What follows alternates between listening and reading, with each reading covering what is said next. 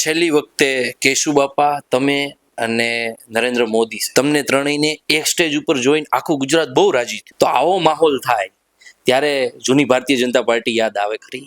અંદર જ્યાં પછી બહુમતી ખોટા લોકોની હોય લોકશાહીમાં, 51% કાયમ સાચા હોય આ જરૂરી નહીં. ગમો અણગમો, હજુરિયા ખજુરિયા, એ તો અમે સાંભળ્યું છે ને, એ તો પછી થયું. જનસંઘ પછી 1980માં ભારતીય જનતા પાર્ટીની સ્થાપના થઈ. બે નેતાઓ ઉભરીને આવ્યા. કેશુબાપા પટેલ, તમે જે રીતે કીધું, કેશુભાઈનો પ અને પટેલનો પ, અને શંકરસિંહ બાપુ વાઘેલા એટલે કે ક્ષત્રિયનો ક્ષ, પક્ષ બન્યો. મહેનત કરી, ગામડાઓ ખેડા, ભારતીય જનતા પાર્ટીને ઊભી કરી. એ દોસ્તી કેવી હતી બાપુ, એની અમારે વાત સાંભળવી છે.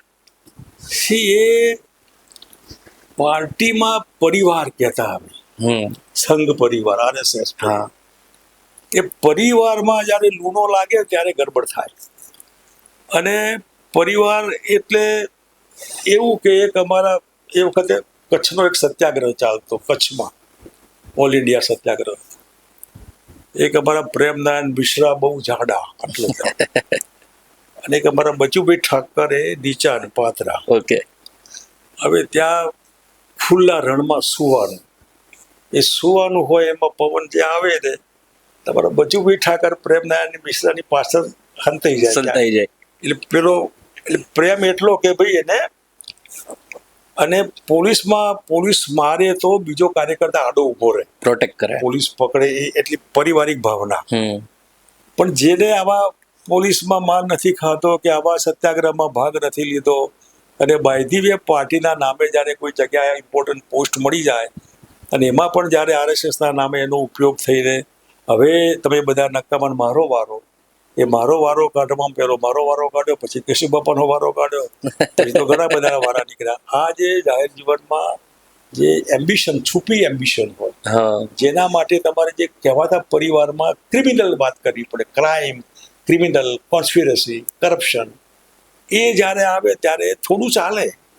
અસત્ય તો ચાલતું હોય, પણ સત્ય નામની વસ્તુ તો બોલવાની ને બોલવાની, જે હવે 2024માં બોલવાની શરૂઆત થઈ છે દિલ્હીથી. એટલે આ બધા એમાં કેશુબાપા અમારું બહુ પારિવારિક. મારા બાપુજી, અમારું ભાઈ ગાંધીનગર કેશુભાઈ ભેંસ રાખતા, લીલાબેન એમના પત્ની એ મારા બાપુજીને કહીને પૂરા ઘાસ મગાવે, બીજું મગાવે. કેશુભાઈ CM બન્યા ત્યારે મારા બાપુજીને એપોઇન્ટમેન્ટ માંગવાનું નહીં, સીધા મળવાનું શું હતું, ચલમ પિતા જેમ મળે. એટલે આવો બહુ પારિવારિક. તમે વારંવાર એમના ઘરે જમતા? કોઈ સવાલ જ નથી આવતો. જમવાનું એટલે અઠવાડિયામાં એકાદ વખત તો લીલાબેનની દાળ ખાતા બધા ભેગા થાય. એટલે પરિવાર એટલે એમાં કોઈ પારકું લાગે જ નહીં. આપણી માં હોય એવું લાગે. 2 વાગે ભૂખ્યા ગયા હોય તો લાવો બેન જે હોય ઘરમાં આપીએ જ હોય. એટલે એમાં જ્યારે ક્યાંક ને ક્યાંક કોન્સ્પિરસી ચાલુ થાય ત્યારે વેમ પડે કે જે અઠવાડિયામાં દાળ ખાતા એ 8 મહિનામાં મેળ ન પડે તો ક્યાં ગડબડ થઈ? આપણામાં ગડબડ થઈ, એ કેશુબાપાના ઘરમાં ગડબડ થઈ, કોઈ ત્રીજા માણસે દખલ કર્યો કે હવે બંધ ના એમ. એટલે એમાંથી પરિવાર તૂટે ને એમાંથી બીજેપી પરિવાર જે કહેતા ને પાર્ટી, એમાંથી તૂટી. એટલે તૂટી એ કોઈ મુખ્યમંત્રી બનવા માટે ના તૂટી હોય. મુખ્યમંત્રીની ખુરશી એક હોય, બધાને ખબર. અને ડંકો વગાડી મને આ છે, ભગવાનજી બાપા અમરેલીમાં હતા અમારે, એટલે એ વખતે મેં કીધું કે માન્ય કેશુભાઈ પટેલ, ગુજરાતની આવતીકાલની આપણી આશા. એનો અર્થ કે કેશુભાઈ જ આશા છે, કેશુભાઈ જ એ છે. અને એટલા મોટા હતા, 10 વર્ષથી મારાથી મોટા, એટલે એમને સહેજે એમને મુખ્યમંત્રીમાંથી દૂર કર્યા પછી સૌથી વધારે દુઃખ મને છે કે આ માણસે શું ભોગવ્યું. મારે નિમિત્ત બનવું પડ્યું. જે એક અસલ ખેડૂત માણસ જાતે પેલું હેન્ડલ મારીને લોટ દરવાની ઘંટી અનાજની રાજકોટમાં કરતા, અને મને આખું પરિવારની મને ખબર, એ માણસે હેરાન થયા પછી મુખ્યમંત્રી બન્યા તો મારા હાથે આ પાપ થયું માને. અને બહુ સૌથી વધારે દુઃખ મને થયું. અને એનું મૂળમાં કેશુભાઈ જવાબદારી એટલા કે એમણે એ સાંભળ્યા કાચા કાનના, વેરીફાઈ ન કર્યું. અહીં અમેરિકાથી આવ્યા જો મને મળ્યા હોત પછી ગયેલું હતું, ના આપવા દીધા. જેનો ઘરાસ લૂંટી જવાનો હતો, એમના કાબતરા હતા બધા, એ આજે દિલ્હી બેઠા છે બધા.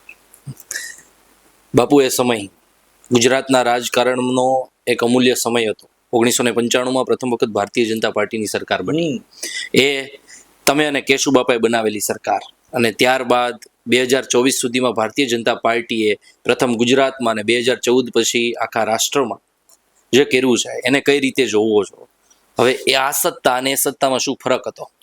સી સત્તા ઓટોમેટિક બને રૂટીનમાં હમ એ અલગ છે, જે બીજા રાજ્યોમાં બની રહ્યું છે, રાજસ્થાનમાં, મધ્યપ્રદેશમાં.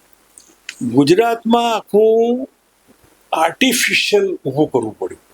ગુજરાત જમણીની વિચારસરણી વાળું રાજ્ય, હિન્દુ મુસલમાન વાળું વધારે, એટલે ગુજરાતને ગોધરાનો ડબ્બો ભરાઈ નાખીને જે કંઈ આગમાં હોમી દીધું, હિન્દુ મુસલમાન નિર્દોષ બાળકો, બુઢાઓ, પ્રેગ્નેન્ટ બહેનોને જે આપણને એમ થાય કે માનવતા મારી નાખી તમે તમારી લાઈમાં. તમારે ગુજરાતનું રાજ લેવા માટે તમારે આ ધંધા કરવાના. મુસલમાનનું લોહી લાલ નથી હોતું અને એના બાળકને શું વાંક, એ મુસલમાન છે ભાઈ, એનો શું વાંક છે આ? પણ તમે સત્તા કબજે કરવા માટે આટલી હદ સુધી આવું બિલો સ્ટેન્ડર્ડ, બિલો ધ બેલ્ટ જેને કહેવાય એવું રાજકારણ, અને એ રાજકારણમાં પછી માર્કેટિંગ જે મોટું માર્કેટિંગ કે બાપુને મુખ્યમંત્રી ન બનાવવા માટે કેશુભાઈ ગાડી પડે. એટલે મુખ્યમંત્રી બનવાનું જ નહોતું. હવે જે ચલાવ્યું એ હું કહું તો કોઈ ના માને. હવે મુખ્યમંત્રી માટે જનસેમાં ક્યાંથી મુખ્યમંત્રી હોય? સાચી વાત છે. મુખ્યમંત્રી તો બહુ કામે, અને એ બનવાનો કોઈ વિચાર કેશુ બાપા હોય તો કલ્પના ના આવે. ઠીક છે, પણ જે ઊભું કર્યું, પરસેપ્શન જે ઊભું થાય તમારા હાથમાં નથી હોતું, જે ઊભું થઈ ગયું.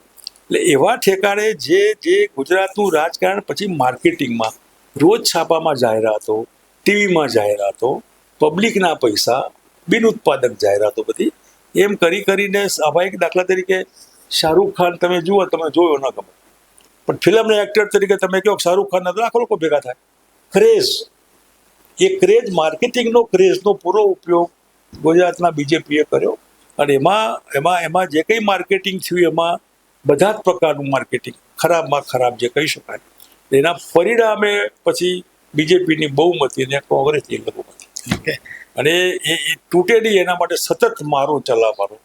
અત્યારે બી તમે જુઓ તો રોજ છાપામાં એક જાહેરાત હોય, પણ આના માટે હોય 1 કરોડ કરતા વધારે, બધા 10 છાપા, 10 કરોડ તો છાપામાં, મીડિયાવાળા હોય તો એના 50 કરોડ એના હોય.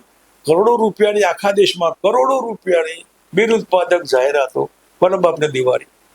હવે જાહેર જીવનમાં તમે સિનેમાના એક્ટર નથી, તમે અમિતાભ બચ્ચન નથી, તમારે રૂમાલ અહીં રાખવાનો અને શાલ આમ નાખવાની અને પછી આમ રાખવાના, આવું ન હોય. આ બધું છતાં પણ લોકોને બેવકૂફ બનાવવા માટે આનો ઉપયોગ થતો હોય તો કરાય ને, કર્યો ને આજે મોડી ખબર પડી, પણ ધીરે ધીરે લોકોને ખબર પડી કે આ બધો ફ્લોપ શો છે. અમારું શું? તું હિન્દુ છે તો કોને કેટલા ટકા? રામ મંદિર બન્યું છે એમાં શું છે?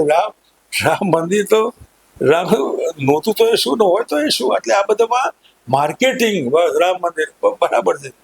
એ રામ મંદિર હતા તો ક્ષત્રિયોના રામ નહીં, રૂપાલા સાહેબના નિવેદનમાં ક્ષત્રિયોના રામ ક્યાં ગયા? બીજેપીમાં ના હતા કોઈ. એનો અર્થ કે આ બધું જે ચાલતું હોય છે ને એમાં એવી હાઈપ ઊભી કરવામાં આવે કે આપણે આમ છીએ ને તેમ છીએ, પણ જ્યારે એને પોતાનો ખ્યાલ આવે કે આમાં બરોબર નથી ને આ ખોટું છે ને આ સાચું, એનો જ્યારે માણસ 2 વખત વિચાર કરે ત્યારે રિયાલિટી બહાર આવે. એમાં ગુજરાતમાં 6.5 કરોડની જનતા છે બાપુ. મોર છે એ કળા કરે ને ત્યારે બધાને ગમે. છેલ્લી વખતે કેશુ બાપા, તમે અને નરેન્દ્ર મોદી સાહેબ, તમને ત્રણેયને એક સ્ટેજ ઉપર જોઈને આખું ગુજરાત બહુ રાજી થયું હતું. સમય છે 2017નો કદાચ, કે જ્યારે તમને એક સ્ટેજ ઉપર જોવામાં આવ્યા હતા. આખા ગુજરાતમાં એક એવી ભાવના હતી કે આ ત્રણેય ફરીથી એક સ્ટેજ ઉપર. તો આવો માહોલ થાય ત્યારે જૂની ભારતીય જનતા પાર્ટી યાદ આવે ખરી? ના, એ માહોલ તો રૂપાણી મુખ્યમંત્રી બન્યા એ વખતે હું કોંગ્રેસમાં નહોતો. ઓકે. અને મને કીધું કે તમે આવો તો સારું મારા પોટ ટેકિંગમાં. કેશુ બાપા તો હતા જ બીજેપીમાં, પરિવર્તન પાર્ટી બાંધી હતા બીજેપીમાં, RSSનું એમનું પેલું હતું. એવા વખતે પછી સ્ટેજ ઉપર તમે જાઓ એટલે ભેગા કરે એટલું, પણ એમાં જૂનું તમે યાદ કરવા જાઓ તો એમાં એક ભાઈ રૂપાણી જેવા સામાન્ય એબીપીનો કાર્યકર્તા એ મુખ્યમંત્રી થાય, સારું, આપણે એમ થાય સારું કહેવાય. પણ એના પાછળના જે પરિબળો હોય છે આપણને લાગે કે આ એમને એમ થયું તો કેવું કેટલી વિષય હોત, રિયલમાં થયા હોત તો. શોર્ટકટ કરીને જે આ કર્યું એ શોર્ટકટના લાંબા ગાળાના પરિણામ સારા ના હોય. અને એટલે એ અત્યારે તમે ગુજરાતમાં ગવર્મેન્ટ હોય તો એ શુદ્ધ ન હોય, નોન એન્ટિટી, સરકાર જેવું લાગે જ નહીં. તમને લોકો માટે government of the people, by the people, for the people, તો આમાં તો પીપલ જ નથી. પછી ગવર્મેન્ટ હોય તો શું ના હોય? હમ એટલે બહુ જૂનું બહુ યાદ ના આવે મને, કારણ કે આપણને ખબર છે કે આપણે જે ઊભું કર્યું એ જૂનું હતું અને આજે જૂનું છે. હમ એ જૂનું છે, એમાં તમે કંઈ કરી શકો એમ કાં તમે અંદર રહો. અંદર રહ્યા પછી બહુમતી ખોટા લોકોની હોય. લોકશાહીમાં 51% કાયમ સાચા હોય આ જરૂરી નહીં. બહુમતી ગાડી હોય, ક્યારેક ખોટી પણ હોય અને નકામી પણ હોય, અને જે બનતું હોય. એટલે બહુમતીના ચક્કરમાં તમે ત્યાં એમાં ગયા પછી જો બહુમતી એવા જ લોકોની હોય તો તમે પછી ડિફેન્સમાં ક્યાં સુધી રહો? એ તમારા સ્વભાવમાં ન હોય. મારા સ્વભાવમાં કગરવાનું કે બચાવ કરવાનું બહુ ના હોય. ન ફાવતું હોય તમે તમારે ઘેર, તમે તમારે ઘેર. એમાં કોણ બોલાવવા આવ્યું હતું આપણે?